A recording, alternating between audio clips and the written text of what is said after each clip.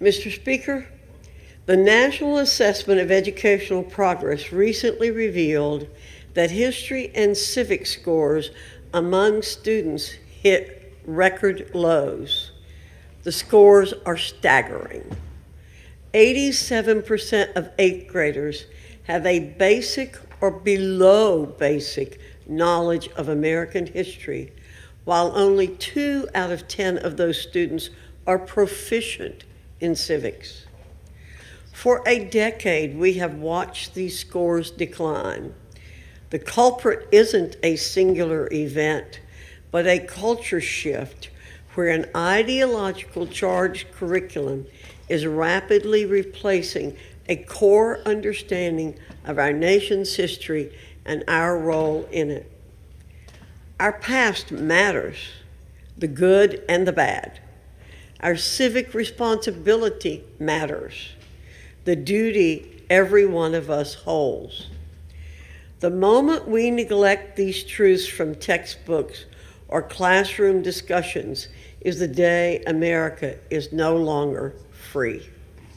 Ronald Reagan said that, quote, "Freedom is never more than one generation from extinction. We didn't pass it on to our children in the bloodstream. It must be fought for, protected, and handed on for them to do the same." There are no easy solutions to address this problem. We stand at a crossroads where there are two competing visions for America.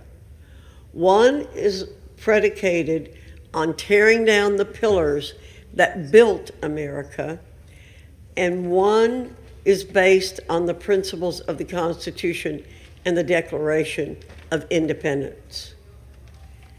I stand firmly with the vision of the latter. Unfortunately, the Biden administration stands with the vision of the former.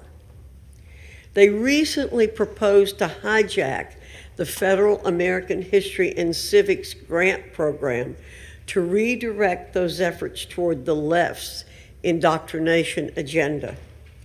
We must stand against this radical vision.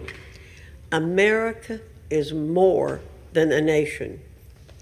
It represents freedom, an ideal that countless generations protected and often died for.